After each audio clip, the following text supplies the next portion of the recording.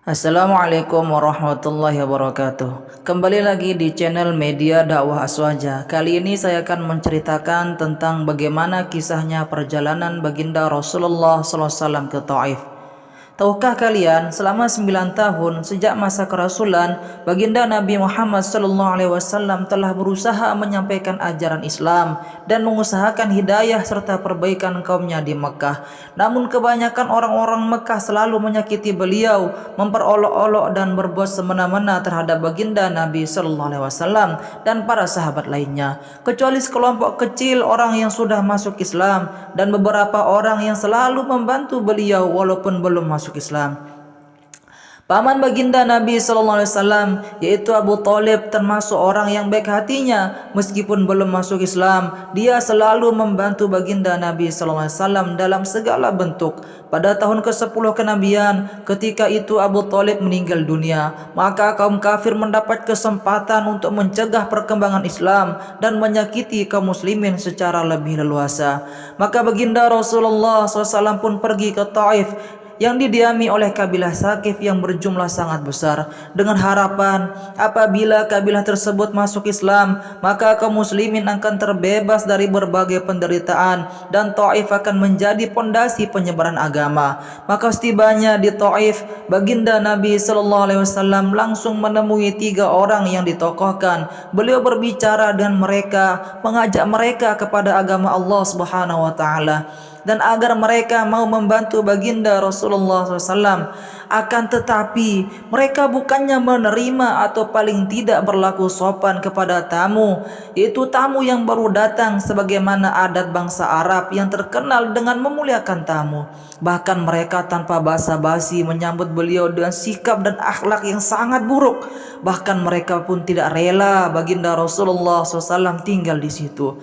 Padahal orang yang dianggap sebagai tokoh seharusnya berbicara dengan sopan dan berakhlak yang mulia. Salah seorang di antara mereka berkata, "Wah, kamukah orang yang diutus oleh Allah sebagai nabi?" Maka yang kedua pun berkata, "Apakah Allah tidak menemukan selain kamu untuk diutus sebagai rasul?" Yang ketiga berkata, "Aku tidak mau bicara dengan kamu, sebab jika kamu memang seorang nabi seperti pengakuanmu, lalu aku menolakmu, tentu aku tidak terlepas dari musibah. Jika kamu pembohong, maka aku tidak mau bicara dan pembohong." Akan tetapi baginda Nabi SAW mempunyai hati yang begitu teguh laksana sebuah batu karang, berusaha untuk mendekati masyarakat umum, tetapi tidak seorang pun yang mau mendengarkan beliau. Jangankan menerima, bahkan mereka menghardik, "Tinggalkanlah segera kota kami, pergilah kemanapun yang engkau suka." Maka ketika itu baginda Nabi SAW sudah tidak dapat mengharapkan mereka dan bersiap-siap untuk kembali. Maka mereka menyuruh anak-anak kota Taif untuk mengikuti baginda Nabi SAW. Mereka lalu mengganggu, mencaci dan melempari baginda Nabi SAW dengan batu sehingga kedua sendal beliau berlumuran darah. Dalam keadaan seperti itu baginda Rasulullah SAW meninggalkan Taif di tengah perjalanan. Maka tatkala sudah merasa aman dari gangguan anak-anak nakal itu, beliau pun berdoa kepada Allah Subhanahu wa taala. اللهم إليك أشكو ضعف قوتي وقلة حيلتي وهواني على الناس يا أرحم الراحمين. أنت رب المستضعفين وأنت ربي إلى من تكلني إلى بعيد يتجهمني أم إلى عدو ملكته أمري. إن لم يكن بك علي غضب فلا أبالي ولكن عافيتك هي أوسع لي. أعوذ بنور وجهك الذي أشرقت له الظلمات وصلح عليه أمر الدنيا والآخرة من أن ينزل بي غضبك أو يحل علي سخطك لك العتبى حتى ترضى ولا حول ولا قوة إلا بك. Allah Subhanahu wa taala, penguasa seluruh alam, pun memperlihatkan keperkasaannya dan mengutus malaikat Jibril alaihissalam untuk datang memberi salam kepada beliau dan berkata, "Allah Subhanahu wa taala mendengar ucapanmu dan jawaban kaummu, dan dia mengutus kepadamu malaikat penjaga gunung agar siap melaksanakan apapun perintahmu kepadanya."